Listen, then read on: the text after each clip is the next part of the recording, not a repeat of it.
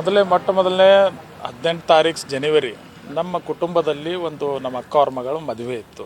ಮದುವೆ ಕಾರ್ಯಕ್ರಮ ಸಂಗೀತ ಕಾರ್ಯಕ್ರಮ ಇತ್ತು, ಮದುವೆ ಅಲ್ಲ, ಮದುವೆ ಮುಂದಿತ್ತು ಫೆಬ್ರವರಿದಾಗ. ಸಂಗೀತ ಕಾರ್ಯ ನಮ್ಮ ಫ್ಯಾಮಿಲಿ ಕುಟುಂಬ ಸದಸ್ಯರು, ನಮ್ಮ ಫ್ಯಾಮಿಲಿ ಮಿಸ್ಸೆಸ್, ನಮ್ಮದೆಲ್ಲ ಮನೆ ಕುಟುಂಬದವರು ಒಂದು 40-50 ಮಂದಿ ನಮ್ಮ ಮಕ್ಕಳು ಎಲ್ಲರಿದ್ದರು. ಸಂಗೀತ ಕಾರ್ಯಕ್ರಮದಲ್ಲಿ ನಮಗೊಂದು ಪಾತ್ರ ಕೊಟ್ಟರು.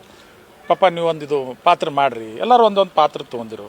ಅದೊಂದು ನಮ್ಮ ಪಾತ್ರದಾಗ ಒಂದು ಟಾಯ್ಸ್ ಹಿಡ್ಕೊಂಡು ನಕಲಿ ಇದು ಏನೋ ಸುಮ್ಮನೆ ಟಾಯ್ಸ್ ಹಿಡ್ಕೊಂಡು ನನಗೊಂದು ಪಾತ್ರ ಕೊಡೋದ್ರಿಂದ ಅದು ಪಾತ್ರದ ಒಂದು ಕಥೆ ಇದೆ.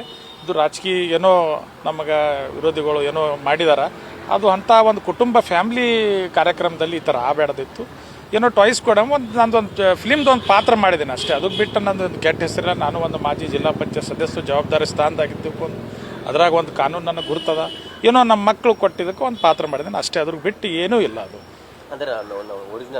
ಒರಿಜಿನಲ್ ಟಾಯ್ಸ್, ಅದನ್ನ ಒಂದು ಸಂಗೀತ ಪಾತ್ರ, ಅದು ಒಂದು ಫಿಲ್ಮ್ ಇರುತ್ತಲ್ಲ, ಫಿಲ್ಮ್ದು ಒಂದು ಪಾತ್ರ ಅಷ್ಟೇ. ಈಗ ಅದು ಟಾಯ್ಸ್ ಇರ್ಬೋದ್ರಿ. ಓಕೆ, ಗನ್ ಹಿಡ್ಕೊಂಡು ತಲವಾರ್ ಹಿಡ್ಕೊಂಡು ಅವು ಟಾಯ್ಸ್ಗಳು ಇರ್ಬೋದು. ಹೌದು. ತಾವು ಜನಪ್ರತಿನಿಧಿಗಳು, ಜನರಿಗೆ ಮಾದರಿ ಆಗ್ಬೇಕಾದಂತವ್ರು, ತಮ್ಮ ಇದು ಜನರಿಗೆ ಒಂದು ಕೆಟ್ಟ ಪರಿಣಾಮ ಬೀರುತ್ತೆ ಅಂತ ಅನ್ಸೋದಿಲ್ವ ನಿಮ್ಗೆ? ನೋಡಿ, ಜನಸಾಮಾನ್ಯರು ಮಾಡ್ತಾರೆ. ಇಲ್ಲ, ನೀವು ಹೇಳಿದ್ದು ನಿಜ, ಆದರೆ ಅದು ಸತ್ಯಕ್ಕೆ ದೂರ ಅಲ್ಲ. ಈಗ ಏನೋ ಮನ್ಯಾಗ ಒಂದು ಕುಟುಂಬದ ಎಂಟರ್ಟೈನ್ಮೆಂಟ್ ಸಲಾಗ ಏನೋ ಮಾಡಿರ್ತೇವೆ, ಅದಕ್ಕೊಂದು ಮನೆ ಕುಟುಂಬ ಕಾರ್ಯಕ್ರಮಕ್ಕೆ ಒಯ್ದು ಅದಕ್ಕೆ ಹಚ್ಚೋದು ತಪ್ಪ. ಅದು ನನಗೂ ಅದು ಬೇಜಾರಿದೆ. ಯಾಕಂದರೆ ಈ ಥರ ಮೀಡಿಯಾದಾಗ ಬಂದಿದೆ, ಅದು ಏನದು ಖರೆ ಸುಳ್ಳು ಅದು ಮ್ಯಾಟ್ ಬೇರೆ ಅದು ಒಂದು ನಿಮಗೂ ಕಾಣ್ತದೆ. ಅದರಲ್ಲಿ ಫ್ಯಾಮ್ಲಿ ಅದೊಂದು ಹಿಸ್ಟ್ರಿ ಏನೋ, ನಾವು ಯಾರಿಗೂ ಬೆದರಿಸಿಲ್ಲ, ಯಾರು ಫೈರಿಂಗ್ ಮಾಡಿಲ್ಲ, ಯಾರಿಗೆ ನಾ ರೋಡಿಗೆ ಸೀಡ್ದಾಗಿಲ್ಲ. ನಾನು ಒಂದು ಒಳ್ಳೆಯ ಮಾಜಿ ಜಿಲ್ಲಾ ಪಂಚಾಯತ್ ಪ್ರತಿನಿಧಿ ಇದ್ದೀನಿ, ನಮಗೆ ಅಷ್ಟು ಅರ್ಥ ಆಗ್ತದೆ. ಟಾಯ್ಸ್ ಇದೆ, ಅದು ಏನು ಫೈರಿಂಗ್ ಮಾಡಿಲ್ಲ. ನಾನು ಕಾನೂನ್ದಾಗ ಏನದು ಫೈರಿಂಗ್ ಮಾಡಿದ್ರೆ ನಮ್ಮ ಮೇಲೆ ತಪ್ಪಾಗ್ತಿತ್ತು. ಟಾಯ್ಸ್ ಇದೆ, ಜಸ್ಟ್ ಒಂದು ಕಾರ್ಯಕ್ರಮ ಸಲಾಗಿ ಮಾಡಿದ್ದೀನಿ ಅಷ್ಟೇ. ಅದ್ರ ಬಿಟ್ಟು ಏನೂ ಇಲ್ಲ. ಅದು ಪೊಲೀಸ್ ಏನಾದರೂ ತಮ್ಮ ನೋಟಿಸ್ ಕೊಟ್ಟಿದ್ದಾರೆ? ಇಲ್ಲ, ಅವರು ಪೊಲೀಸರು ಫೋನ್ ಮಾಡಿದ್ರು, ನೋಟಿಸ್ ಕೊಟ್ಟಿದ್ರು. ಅದಾಗ ಕೊಟ್ಟ ಮೇಲೆ ನಾನು ಅದಕ್ಕೆ ಉತ್ತರ ಕೊಟ್ಟಿದ್ದೀನಿ. ಎಲ್ಲ ಕಾನೂನು ರೀತಿಯಾಗಿ ಏನು ಹೇಳೋದು ಅವ್ರಿಗೆ ಹೇಳಿ, ಅವರು ವೆರಿಫಿಕೇಷನ್ ಮಾಡ್ತಾ ಇದ್ದಾರೆ. ಅದಕ್ಕೇನಿಲ್ಲ. ಲೈಸೆನ್ಸ್ ಗನ್ನು ಇದೆ, ಈಗಿಲ್ಲ, ಭಾಳ ದಿವಸದಿಂದ ಒಂದು ಲೈಸೆನ್ಸ್ ಗನ್ ಇದೆ. ಅದಕ್ಕೆ ಅದು ಮಕ್ಕಳಲ್ಲಿ ಲೈಸೆನ್ಸ್ ಗನ್ ಹೆಂಗೆ ಕೊಡ್ತೇವೆ ನಾವು, ನಮಗೆ ಅಷ್ಟು ಇದು ಆಗುತ್ತಾ ಅರ್ಥ ಆಗುತ್ತೆ. ಲೈಸೆನ್ಸ್ ಹಾಂ, ಜಸ್ಟ್ ವಿಡಿಯೋ ವೈರಲ್ ಆದಮೇಲೆ ಆಗಿ ಒಂದು ತಿಂಗಳೈತಿದು. ಈಗೇನೋ ಹೊರಗೆ ಹಾಕಿದಾರೆ, ಏನು ಗೊತ್ತಿಲ್ಲ ನನಗೆ ಏನಾಗಿದೆ. ಈ ಫಂಕ್ಷನ್ ಆಗಿ ಒಂದು ಮನೆ ಕಾರ್ಯಕ್ರಮ ಮಾಡಿಸ್ಕೊಂಡವ್ರು ನೀವು ವೈರಲ್ ಆಗಬೇಕಾದ್ರೆ ನಿಮ್ಮ ಅದೇ ನಮ್ಮವ್ರು ಯಾರೋ ಫೋಟೋಗ್ರಾಫರ್ ಏನೋ ತಪ್ಪಿ ಪಾಪ ಅವನು ಫೋಟೋಗ್ರಾಫಿಗೆ ಮಾತಾಡಿದೆ. ನಾನು ಯಾಕೆ ವೈರಲ್ ಮಾಡಿದಪ್ಪ, ನನ್ನ ಮನೆದು ಒಂದು ಕಾರ್ಯಕ್ರಮ ಇತ್ತು, ಅದರಲ್ಲಿ ನನ್ನ ಹೆಣ್ಮಕ್ಳು ಇದ್ದರು, ನನ್ನ ಮಿಸ್ಸೆಸ್, ನಮ್ಮ ಮಕ್ಕಳು ಎಲ್ಲ. ನಾವು ವೈರಲ್ ಮಾಡಬೇಡದಿಲ್ಲ ಸರ್, ನನಗೆ ಗುರುತಿಲ್ಲ, ಅಷ್ಟು ನಾ ತಿಳಿದವ ಅಲ್ಲ. ಅವನು ಕೂಡ ನಾ ವಿಡಿಯೋಗ್ರಾಫರ್ ಕ್ಷಮೆ ಕೇಳಿದ ನನಗೆ.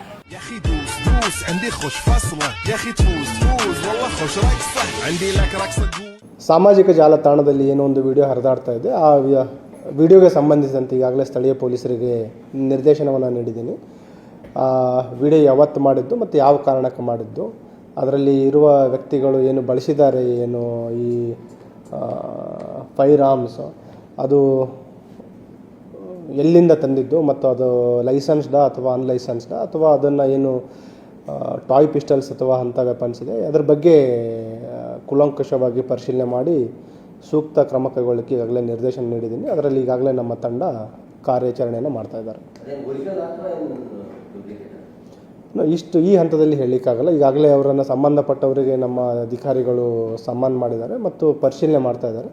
ಪರಿಶೀಲನೆ ಆದ ನಂತರ ಏನು ವಾಸ್ತವಾಂಶ ಇದೆ, ಯಾವ ಹಿನ್ನೆಲೆಯಲ್ಲಿ ಅವರು ಆ ರೀಲ್ಸ್ಗಳನ್ನು ಮಾಡಿದ್ದಾರೆ ಮತ್ತು ಅವರು ಬಳಸಿರುವ ಏನು ವೆಪನ್ಸ್ಗಳಿದೆ, ಅದು ರಿಯಲ್ ವೆಪನ್ಸಾ ಅಥವಾ ಬೇರೆ ವೆಪನ್ಸ್ ಇದೆಯಾ, ರಿಯಲ್ ವೆಪನ್ಸ್ ಇದ್ದರೆ ವೆದರ್ ಲೈಸೆನ್ಸ್ ಇದೆಯಾ ಅಥವಾ ಲೈಸೆನ್ಸ್ ಇಲ್ಲ ಅನ್ನೋದ್ರ ಬಗ್ಗೆಯೂ ಕೂಡ ಪರಿಶೀಲನೆ ಮಾಡಲಿಕ್ಕೆ ಹೇಳಿದ್ವಿ. ಒಂದು ವೇಳೆ ಲೈಸೆನ್ಸ್ ವೆಪನ್ಗಳನ್ನು ಕೂಡ ಅವರು ಇದ್ದರೂ ಕೂಡ ಈ ರೀತಿ ಬ್ರ್ಯಾಂಡಿಶಿಂಗ್ ಮಾಡೋದು ಅಪರಾಧ ಆಗುತ್ತೆ. ಆ ಹಿನ್ನೆಲೆಯಲ್ಲಿ ಕೂಡ ಪರಿಶೀಲಿಸಿ ಕ್ರಮ ಕೈಗೊಳ್ಳಲಿಕ್ಕೆ ನಮ್ಮವರಿಗೆ ಸೂಚನೆಯನ್ನು ನೀಡಿದ್ದೀನಿ. ಅದನ್ನು ಈಗ ಪರಿಶೀಲಿಸ್ತೀವಿ, ಏನು ವೆಪನ್ಸ್ ಇದೆ ಮತ್ತು ಯಾವ ಹಿನ್ನೆಲೆಯಲ್ಲಿ ರೀಲ್ಸ್ ಮಾಡಿದ್ದಾರೆ ಅದ್ರ ಬಗ್ಗೆಯೂ ಎಲ್ಲ ವಿವರಿಸಿ ಡಿಟೇಲ್ಡ್ ಎಂಕ್ವೈರಿ ಮಾಡಿ ಕಾನೂನು ಪ್ರಕಾರ ಕ್ರಮ ಕೈಗೊಳ್ತೀವಿ.